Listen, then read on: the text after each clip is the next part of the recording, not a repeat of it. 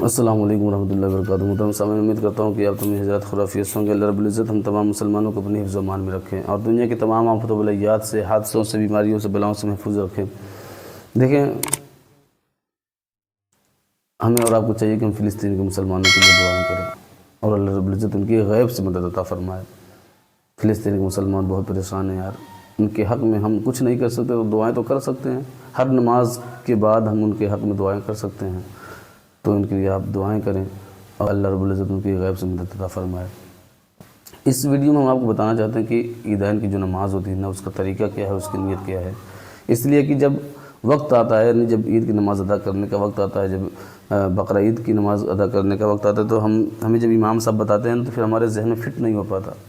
تو ہمیں اور آپ کو چاہیے کہ ہم اس کی پریکٹس پہلے سے کریں، اس کو یاد پہلے سے کر لیں تاکہ ہمیں دقت نہ ہو۔ اس لیے کہ جب نماز کے وقت جیسے ہمیں دونوں ہاتھ کان تک لے جا کر کے اللہ اکبر کہتا ہے وہ واپس لا کے چھوڑنا ہوتا ہے، لیکن لوگوں کو پتہ نہیں ہوتا تو وہ رکوع میں جانے کے لیے کوشش کرتے ہیں، تو بعد میں انہیں شرمندگی محسوس ہوتی ہے کہ یار مجھے پتہ نہیں تھا، میں رکوع میں جا رہا تھا، لوگ بغل والے کیا سوچیں ہوں گے۔ تو جب آپ پہلے سے اس کی پریکٹس کر لیں گے، پہلے سے اس کو سمجھ لیں گے، تو انشاءاللہ پھر آپ کو یہ پریشانی نہیں آئے گی۔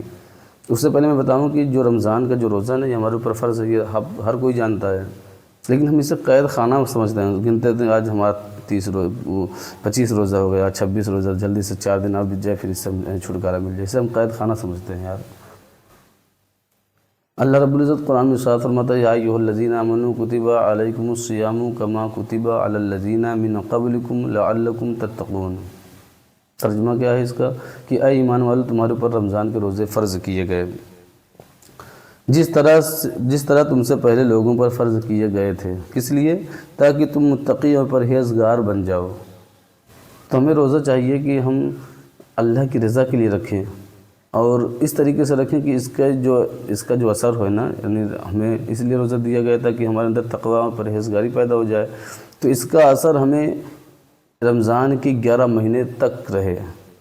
یہ نہیں کہ رمضان کا مہینہ گزرا پھر ہم حرام کاموں میں مبتلا ہو جائیں، پھر ہم جو ہے لوگوں کو گالیاں دیتے نظر آئیں، پھر ہم جو ہے قرآن کو چھوڑ بیٹھیں، نماز کو چھوڑ بیٹھیں، تو ایسا نہیں ہے۔ اس کا جو اثر ہمیں 11 مہینے تک رہنا چاہیے۔ اس کو آپ جو اپنے ذہن میں رکھیں کہ رمضان کا مہینہ ہمیں تقویٰ پرہیزگار بنانے کے لیے آتا ہے۔ بہرحال تو ہمیں اور آپ کو چاہیے کہ ہم رمضان کے ہر روزے کو رکھیں اور اس کا جو ہے ادب کریں۔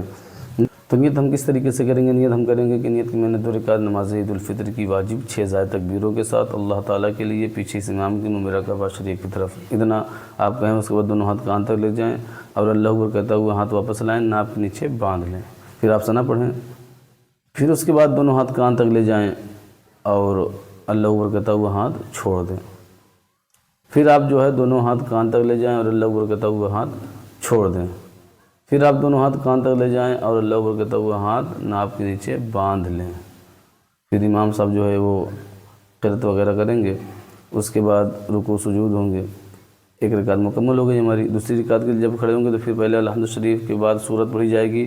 تو عام نمازوں میں ہم رکوع میں جاتے ہیں اس کے بعد، لیکن ہمیں رکوع میں نہیں جانا ہے عیدین کی نمازوں میں۔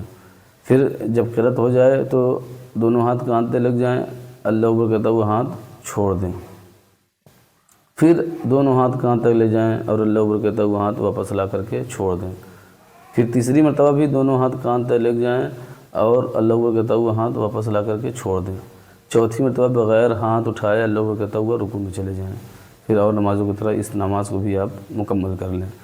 آپ اس چیز کو ذہن میں رکھیں کہ پہلی رکعت میں ہمیں 2 مرتبہ ہاتھ کو چھوڑنا ہے، یعنی کان تک لے جائیں گے، اللہ اکبر کہتا ہوا ہاتھ چھوڑ دیں گے 2 مرتبہ۔ دوسری رکعت میں ہمیں 3 مرتبہ ہاتھ کو چھوڑنا ہے، یعنی کان تک لے جائیں گے اور اللہ اکبر کہتا ہوا چھوڑ دیں گے، پہلی میں 2 مرتبہ، دوسری میں 3 مرتبہ۔ اس طریقے سے آپ عید کی نمازیں ادا کریں، اور آپ سے گزارش ہے کہ اگر ہماری ویڈیو پسند آئی تو پھر پلیز آپ ہمارے چینل کو سبسکرائب کر لیں، ویڈیو کو لائک کر دیں۔ السلام علیکم ورحمۃ اللہ وبرکاتہ۔